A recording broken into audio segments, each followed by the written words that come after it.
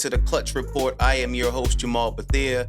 It's about 1:40 a.m. here on the East Coast, but I stayed up to watch this Lakers and Knicks game, and I really just wanted to talk about that for a second. I am a big LeBronJames fan, and, I root for the Lakers simply for that reason.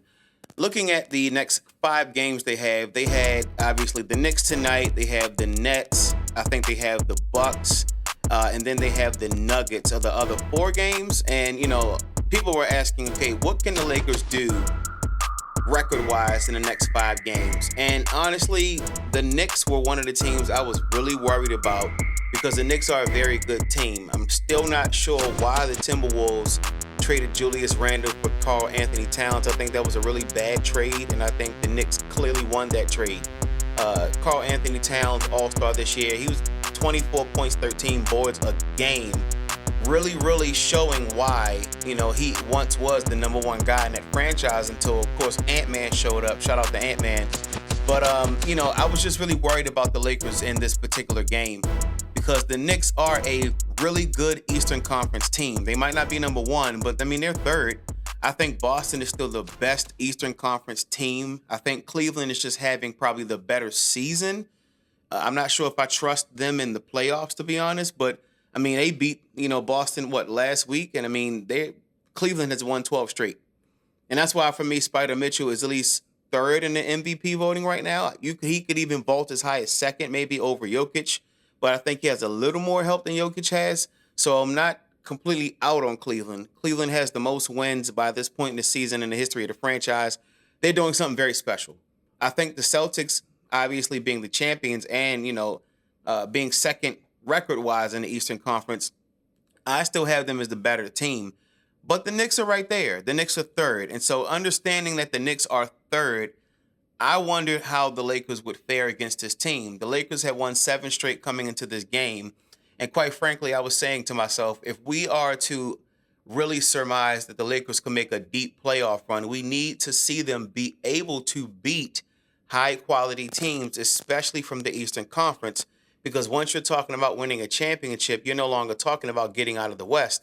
If we surmise they can get out the West, then we're talking about can they beat the best from the East? And, they did that tonight. Unfortunately, Jalen Brunson got hurt. I think he's going to miss at least a week or 2, and I think the Knicks are going to slide a little bit. The Eastern Conference is not incredibly, competitive this year, to be honest. But, Detroit has been surging lately, and I just feel like with that injury, the Knicks are going to be in for it the next couple of weeks to really see what they can maintain, if they can hold serve until if and when Brunson comes back. But Brunson getting hurt this late in the season, and of course we'll get an injury update in the days to follow. But looking at the Western Conference, I think that the Oklahoma City Thunder obviously are the best team. They have the MVP, in my opinion, in Shai Gilgeous-Alexander. So let me just tell you my MVP voting. My MVP voting right now would be Shai Gilgeous-Alexander number 1, Nikola Jokic number 2. 29, 12, and 10 is just absolutely absurd. They don't have a lot of depth. Russell Westbrook does look good for the Nuggets, but his inefficient play and sometimes erratic decision-making has kind of started to rear its ugly head with the Nuggets as well. But I do, so because of those reasons, I have Jokic like second in MVP voting. Again, I just mentioned Donovan Mitchell being third in the MVP voting for me.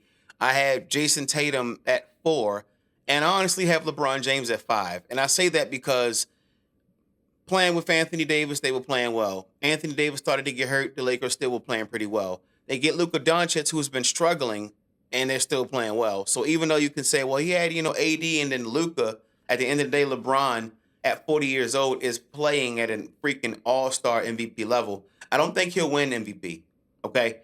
The Lakers are now 40-21. They got their 40th win tonight, defeating the New York Knicks. With that win, if the Lakers won out and they ended up 61-21, then LeBron might be able to sneak into the second place for MVP. But I just don't see him winning it this year. To me, the MVP is Shai Gilgeous-Alexander going away. Big win for the Lakers tonight against the New York Knicks, who were in town. I thought the game was actually in Madison Square Garden. LeBron loves to show off in Madison Square Garden. LeBron loves to play in D.C. But they beat the Knicks tonight, 113-109. Again, Brunson getting hurt in those last 2 minutes gave the Lakers a little bit of an edge to close this game out.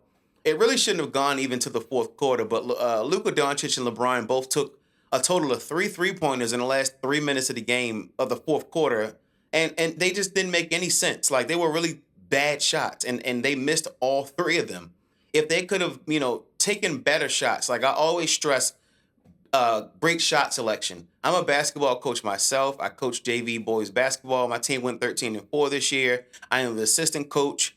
Shout out to Coach Nichelle Dixon, my leading coach. She is the head coach. I always tell them, smart shot selection. There are certain shots to take at certain times. I call it situational scoring. At certain times in the game, going to the basket makes more sense because it's a higher percentage shot and it's lower risk. And I just felt like those three-pointers were just bad timing. They were really bad timing. And unfortunately, you ended up in overtime. Now, on that last possession, Josh Hart had the ball. They defended them perfectly. The Lakers defended the net. I keep saying net. The Lakers defended the Knicks perfectly, and Josh Hart couldn't get a shot off in time. So great job on that possession. The Lakers have been the best defensive team in basketball pretty much the last month, roughly. You can correct me on that in the comments. I don't mind. But I'm shocked by that. We were like, well, you didn't get, Mark Williams from Charlotte. And honestly, I don't think they even needed Mark Williams. Looking at the team now. And tonight they won without even having Rui Hachimura, who's, if he gets enough shots, he can give you 20 points. He's a 6'8 frame. He's big. I think he has like a 6'11 wingspan. So this is somebody that can defend pretty well too. The Lakers have 5 to 6 guys all between the height of 6'6 and like 6'9. Reeves, Hachimura, Vanderbilt, Dorian Finney-Smith, LeBron, Luka. You know what I mean? And then you got Jackson Hayes at 7 feet. And then, of course, you have, what's the young man's name? Playing really well on a two-way contract. He's about 6'10". I mean, come on. They have enough guys on defense, and they're very switchable, which I think is very good for the defense, for the Lakers. Jalen Brunson tonight just ran wild. 39 points, 10 assists, 11 to 23 shooting, 47% from the field, 92% from the foul line. Didn't shoot as good from three, but, I mean, clearly he didn't really need it, right? Josh Hart was right behind him, 18 points and 10 boards. Josh Hart is one of the more scrappy, underrated guys, only about 6'3", but he finds his way to 18 points, 10 rebounds. You got to respect a guy like that. OG Anunoby had 20 points. He really only played good for 3 quarters, and I think that's another reason the Lakers were able to kind of storm back, because when the fourth quarter started, the Lakers were down 8. Shout out to Dalton Connect, who hit a 3 from damn near half court to push the lead back to 8, because it was 11. It was 84-73. And at that moment, having had watched pretty much the whole game, it started to look like the game was going to just be out of control.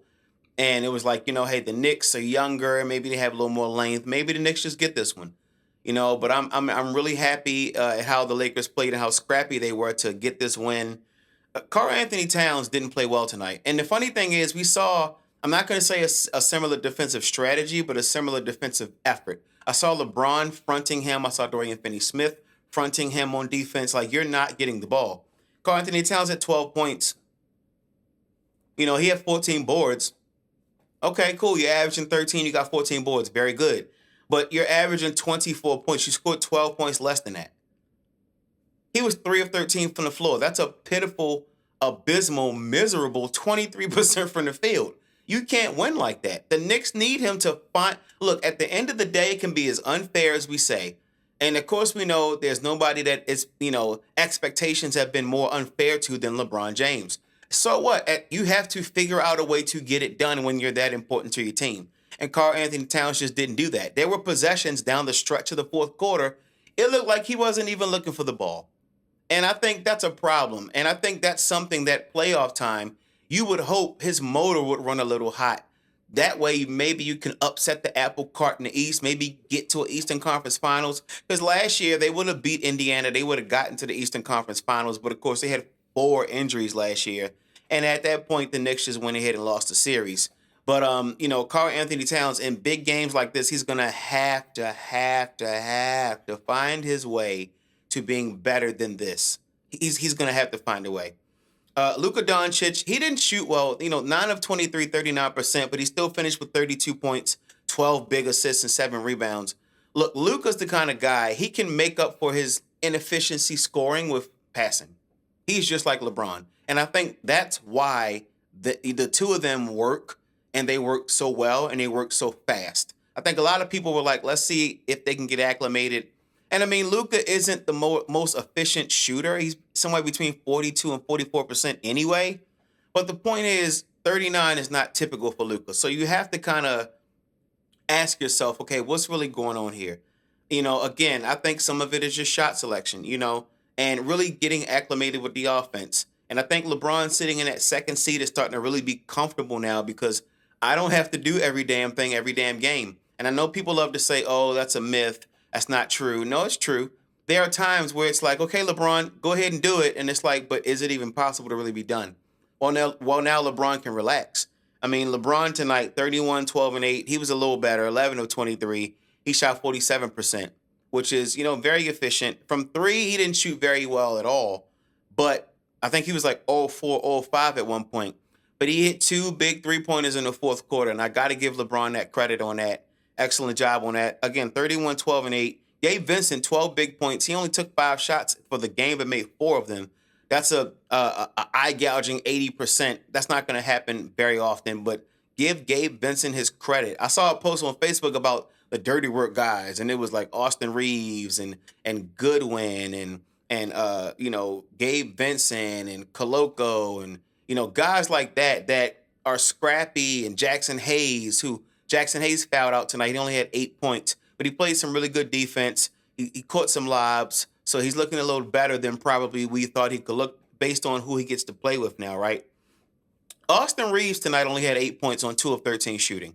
Now, again, he had a big three-pointer in overtime, so give him credit on hitting a big shot down the stretch to really help bring this game home.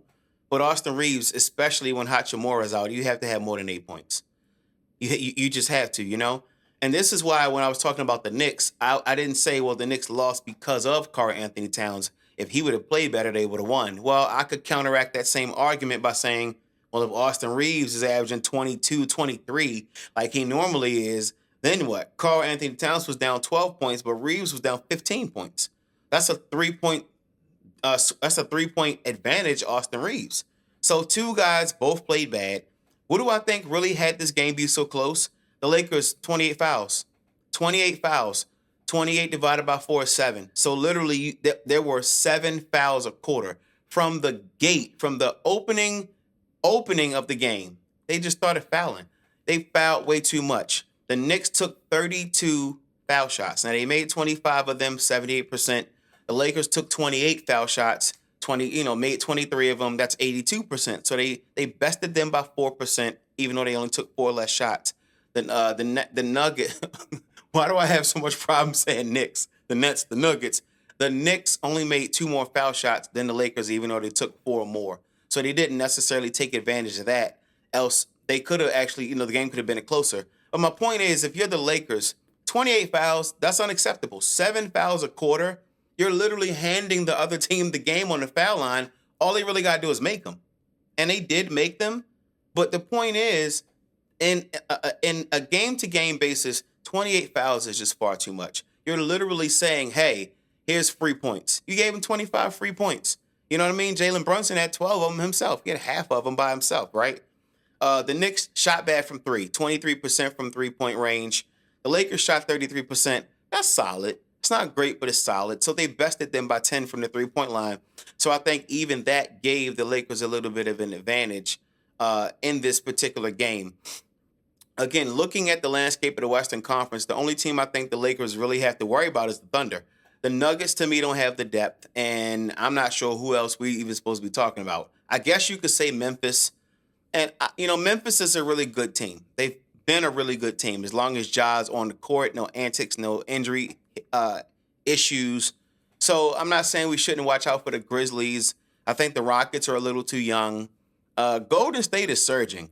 And I said this the other night. Golden State has won, I think, 10 of their last 11 or something like that since the Jimmy Butler trade. Golden State is surging. My only problem is Jimmy Butler, to his credit and to his detriment, tends to have this I don't care about scoring attitude. As long as we get the win, And I mean, I think he had 25 tonight. But the point is, if Jimmy Butler, if you're going to win a title at some point, you have to be okay with the fact that we need 30 out of you tonight. I don't want to hear nothing about as long as the team wins. We need 30 out of you tonight. My question for Jimmy Butler in the playoffs is, can he commit to 30 points a game? If he can commit to 30 points a game, then honestly, Golden State is going to be a problem come playoffs. But that's if he can commit to that, okay? Because you lost Wiggins, right? You lost some other pieces in that trade. And I think they have enough rotation pieces, Podzemski and, Moses Moody, who me and my father always talk about, don't get enough minutes at all. And I just don't understand why he can't get enough minutes at all. Like, there's some games I would flat out start Moses Moody. Hey, Moses, you're getting 28 minutes tonight. Show me something. I would do that. I think he shoots the ball well enough. I think he's earned the right to be on the court. But that's just my opinion, right? But the point I'm saying is Golden State is surging, and people need to pay attention to Golden State. Stephen Curry basically is saying, I'm not done yet. He's averaging 24 and 6. He's only shooting like 42% from the floor, which is uncharacteristic for him. I think he's at like 39% from three. He's a career 43% shooter from three, right? And, excuse me, I really think that the Golden State Warriors have to be watched, because if they continue to surge, then you might be looking at a 3-team race. You might be looking at really the Thunder and then the Lakers and possibly the Warriors. You know what I'm saying? Again, the Lakers, great win tonight, 113-109. They do have the Nets coming up. That should be an easy win. The Bucks, depending on what team shows up, that could be a rough game. I surmise they would go 3-2 over this stretch. So they beat the Knicks. That was a hard-fought game. They're going to have a problem with the Nuggets. Can Christian Brown and can Aaron Gordon counteract the defense they're playing on Jokic by becoming great shooters so that it becomes over the stretch of the game, hey, we can't leave them open. We got to fly out. Because if you can cause the defense to have to fly out to you, boom, there's a pass to Jokic. And, and at the end of the day, we already know what he does when he gets the ball. He does damage. LeBron James talked about it on the podcast with JJ Redick, which we now all call the interview, but he talked about it. Jokic is shooting 74% foul line and in. So the Lakers' defensive strategy was very clear. Don't let him catch the ball inside the foul line. Front him, make them make the pass over top of him, right? And I think that's a great strategy. So unless Aaron Gordon and Christian Brown can really fill in on offense, like I was telling my father, if Aaron Gordon and Christian Brown can get as close to 20 points a game, 16, 17, 18 points a game, then the Nuggets really have all they need. But Christian Brown is not a great shooter. Aaron Gordon is a streaky shooter. Both of them are very athletic guys. Both of them definitely have their level of value. But that's what I'm worried about when it comes to the Nuggets. It's the supporting cast. Russell Westbrook is another one. When he was in the game the last time the Lakers played the Nuggets, what did they do? They backed off of him, dared him to shoot. And he pretty much missed most of them, if not all of them. I don't have the box score in front of me. But the point is, that's my issue with the Nuggets, why I'm really not concerned about them as it pertains to playoff time. If they go out and they win, good for them, right? Against the Lakers, I mean. But I honestly think that's going to be a hard-fought game. So you have the Nets, you have the Bucks, right? You have the Nuggets. Those are going to be three very tough games. The Nets, I think, are a scrappy young team. And maybe I won't say that game will be tough.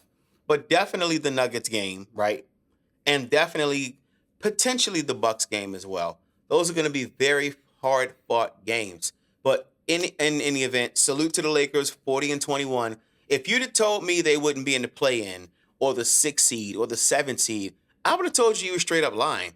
I really would have, because the Lakers the last 2 seasons have not looked great. They've scored 117 points a game each of the last 2 seasons and given up 117 points a game. So even against a mediocre team, because your defense isn't great, they have a chance. And then teams who are better than you, they're just going to blow you out. And that's what we really watched the last 2 years. So, I'm really proud of the Lakers and the work they've done. You got to give some credit to JJ Redick. He is definitely in the running for Coach of the Year. And I'm telling you, if the Lakers can get as close to 60 games as possible, he might have a chance to win that. But I know he has it. To me, Ime Udoka should be in the race for Coach of the Year. I forget the coach in Oklahoma City. He's obviously in the running for Coach of the Year. as well. But JJ Redick, he surprised me. I like JJ Redick a lot. I'm from Baltimore, Maryland, so in college I hated him. Duke versus Maryland. Oh, forget Duke, this, that, and the other. But in the pros, JJ Redick's scoring average, even if slight at times, went up every year for like 8 or 9 years. People don't realize the level of shooter JJ Redick was. Like if JJ Redick really could dribble the ball, oh, he'd have been nasty. 25, 26, 27 points a game, right? It would have been completely nasty. But I got to give credit to JJ Redick as a coach. I see what he did from the very beginning of the season. He was like, we're going to mimic the Domantas Sabonis action. We're going to have AD slide up top and, to be the guy who is the playmaker and the decision maker. And he can do that. Anthony Davis was a point guard until he had a growth spurt and ended up 6'11". So it's not a foreign concept to have him handle the ball. So that was really good, right? So you see JJ Redick putting some other things into motion to really unlock the team. Luka being on this team gives LeBron another couple seasons. I mean, he's in season 22 and he just dropped 31, 12, and 8. Like it's just lunacy. Like, and people just go, yeah, that's what he's supposed to do. I don't get why you're happy. Because name another 40-year-old doing this. You can't name one. It's a really special thing that he's doing. And I think in particular, LeBron James having Luka Doncic and vice versa, Luka Doncic having LeBron.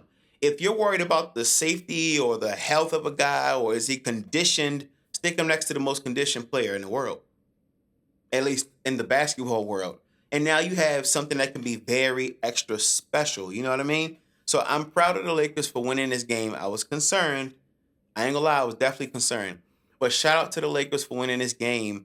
And I think that earlier in the season, NBA viewership was down 40, 50, almost 60%.